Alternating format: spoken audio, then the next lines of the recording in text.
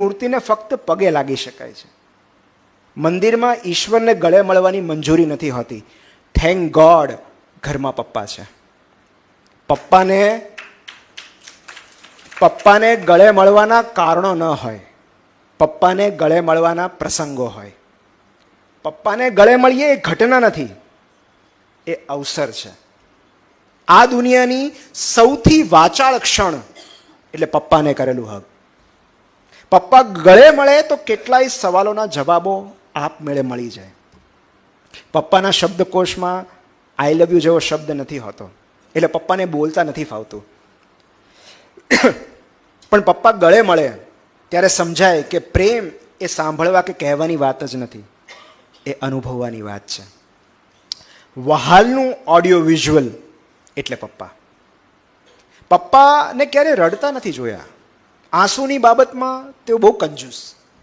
રડતા હશે તો પણ કોરે કોરું. પપ્પા ટેક્સ પૂરો ભરે, ક્યારેય આવક કે સંપત્તિ સંતાડે નહીં, ખાલી પોતાના આંસુઓ સંતાડે. ગળે મળે ત્યારે એવું લાગે કે ઊંચે ઉછળતા વહાલના મોજાઓ છાતીમાં સંતાડીને કોઈ દરિયો આપણને ગળે મળવા આવ્યો હોય.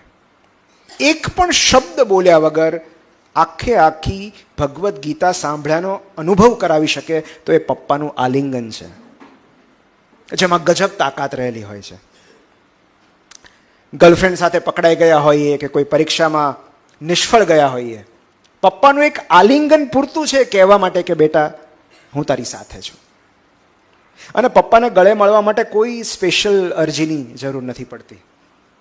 પપ્પાનો ખભો એમના વોટ્સએપ સ્ટેટસની જેમ કાયમ અવેલેબલ જ હોય છે. પપ્પાના ખભાનું વાતાવરણ તેમની આંખોના વાતાવરણથી થોડું અલગ હોય છે.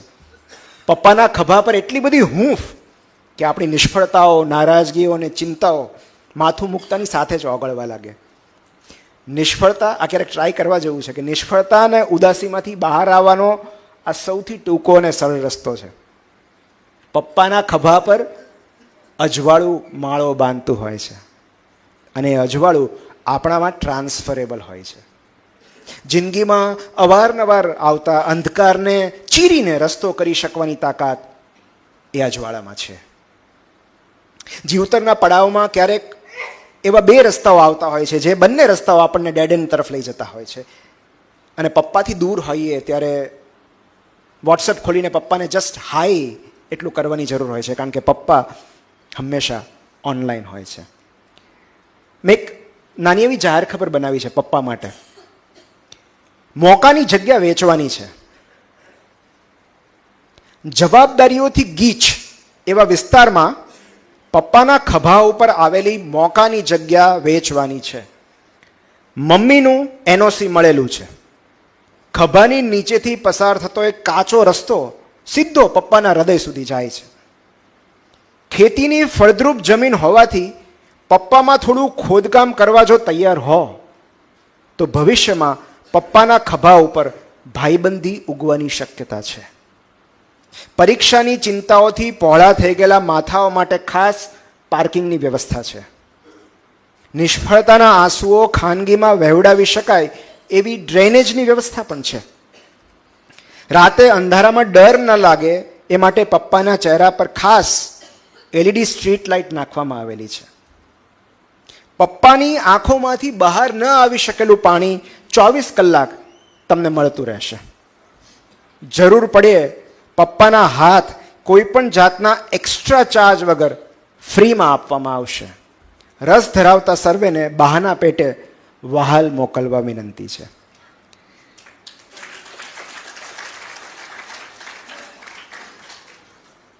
છેલ્લી એક બે કવિતાઓ છે.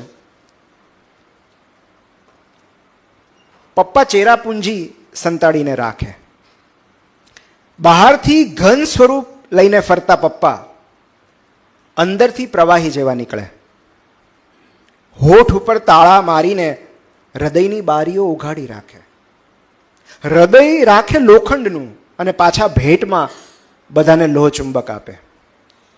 નાની વાતોને કચકચાવીને પકડી રાખે ને તોય પાછા વાત વાતમાં મુઠ્ઠીઓ ખોલી નાખે. સાવ સસ્તા ભાવે તાજા તાજા અબોલા લઈ લે અને પછી મોંઘા ભાવે શબ્દો સાથે ફ્રીમાં વેચી નાખે. પોતાની લાગણીઓને અકબંધ રાખતા જાય અને છાના માના પોતાની જાતને વહેંચી નાખે. ટેરવાઓને છૂટા મૂકે નહીં ને તોય સ્પર્શ વેરતા જાય. પોતાના ખિસ્સાને ડાયટિંગ કરાવી બીજાનું વોલેટ ભરતા જાય. આંખોમાં રાજસ્થાન લઈને ફરતા પપ્પા હૃદયમાં ચેરાપુંજી સંતાડીને રાખે.